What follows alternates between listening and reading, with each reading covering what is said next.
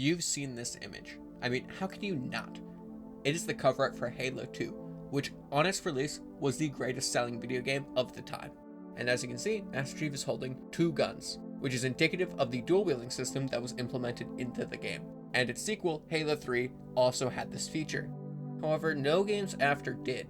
So how did it go from being the marketed mechanic of the at the time greatest selling video game to being completely forgotten? In order to understand how dual wielding affected the main gameplay loop of Halo, we have to understand what the main gameplay loop is without dual wielding.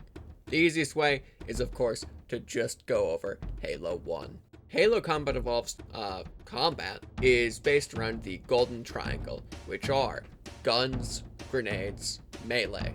Guns are pretty self-explanatory. You can hold 2 guns, and they all have unique properties that make them effective in different situations, such as plasma rifles. Those are good against shields. The shotgun, that's good against the flood because it deals extra damage to base health and is good in close range, stuff like that.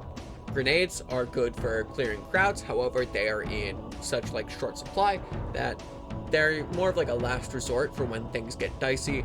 And then finally, you have melee, which is when you get in close to deal a good amount of damage. However, it is slow to use, but doesn't have any ammo restriction, like with the other 2 options. And overall, the mixing of using these different options within different scenarios is what makes the main gameplay loop of a Halo game. And in Halo Combat Evolved, it is very balanced, in my opinion. It's not perfect, but everything, for the most part, has a use case, and it is good in that scenario, and it's not horribly imbalanced. As we'll see, that will not last for very long.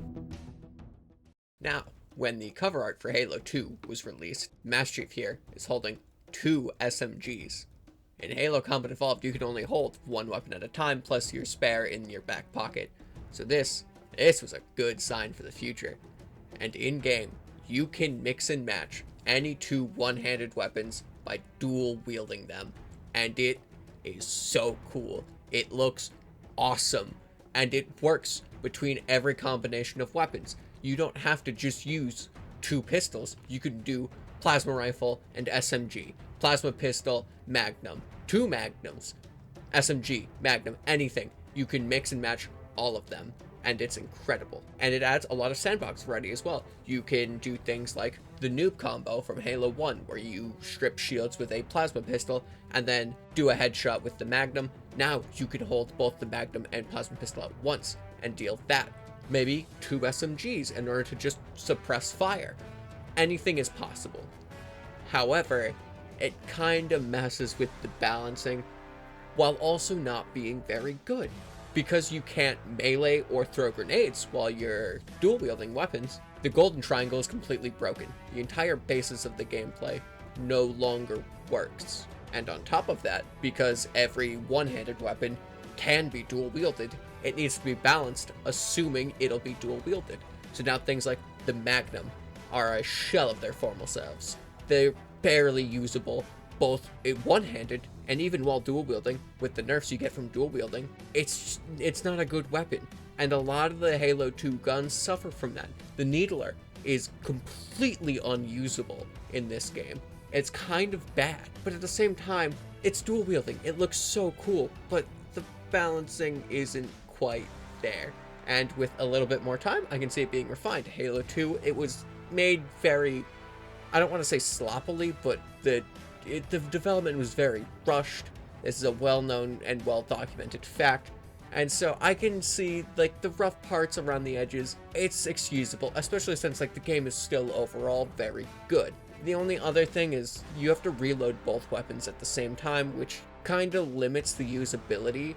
If you have 2 SMGs and you have to reload them at the same time, especially since reload times are increased while dual wielding, it's kind of hard to get the full usage out of being able to individually fire the weapons. However, overall dual wielding, it still adds gameplay variety, and while not perfectly balanced, it is a fun and cool looking system that will hopefully be updated in the future. Now when Halo 3 came along, dual wielding is still here, and it's not really that much better. It's kind of just the same as it was in Halo 2 with some slight tweaks.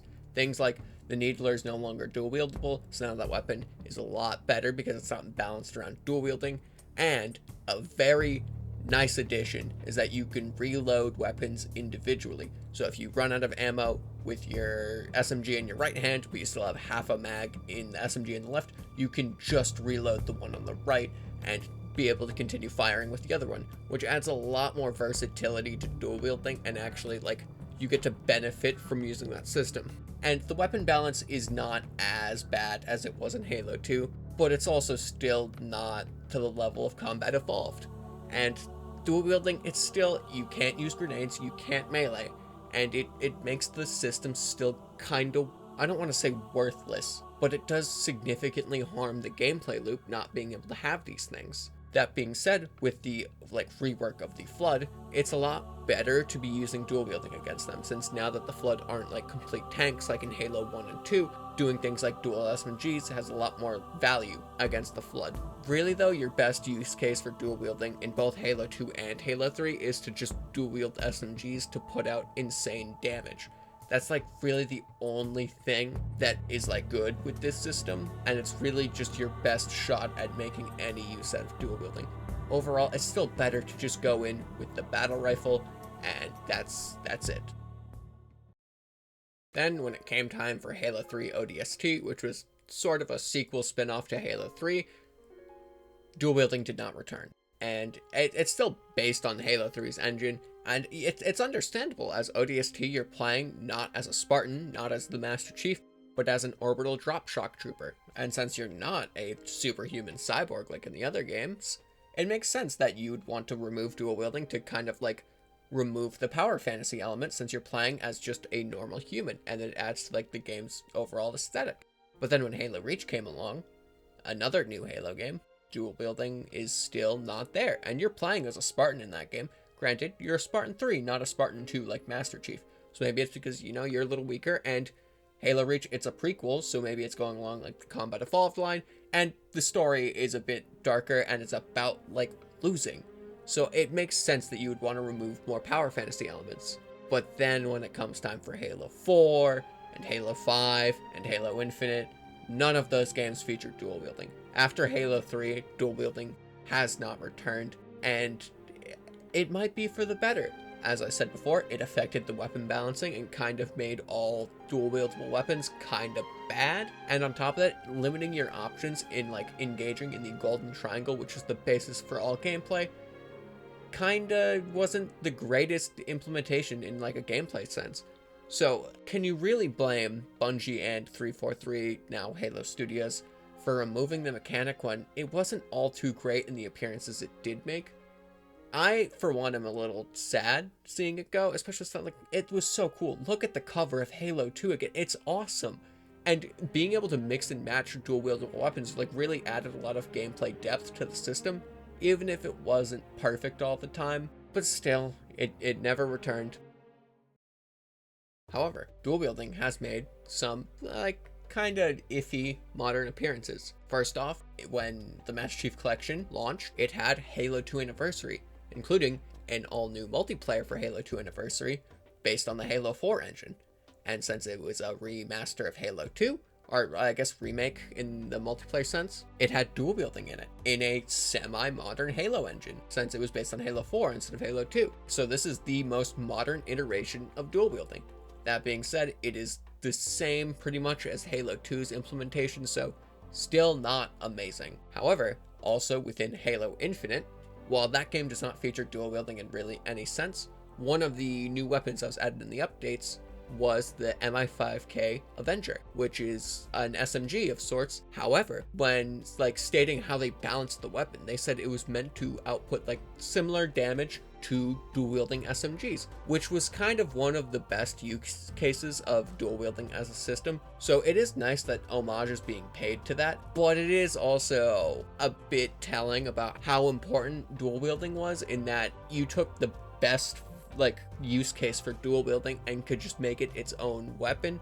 So it kind of shows that dual wielding as a system wasn't super necessary, and we did just take what made it so good and did it without actually having dual wielding. On top of those slight appearances in the modern era, we also have Halo Campaign Evolved to look forward to, which is a full-on remake in Unreal Engine of Halo 1. And I'm not really here to talk about that, but if this game does well, it's very likely that they'll do remakes of Halo 2 and Halo 3, which means if they're doing full remakes of those games, we will see dual wielding more than likely return in the future. Will it be the same as it was in these older games? Probably not. The system needs a lot more balancing. In my opinion, I think it should be you cannot reload dual wieldable weapons. If you try to hit the reload button, it'll just drop it. However, you can melee while dual wielding. So it becomes more of like a temporary power state rather than something you can do at all times. And it does restore some access to the golden triangle to make it flow better within the overall gameplay loop of Halo. That being said, I haven't really had a way to test a change like that, so take my word with a grain of salt.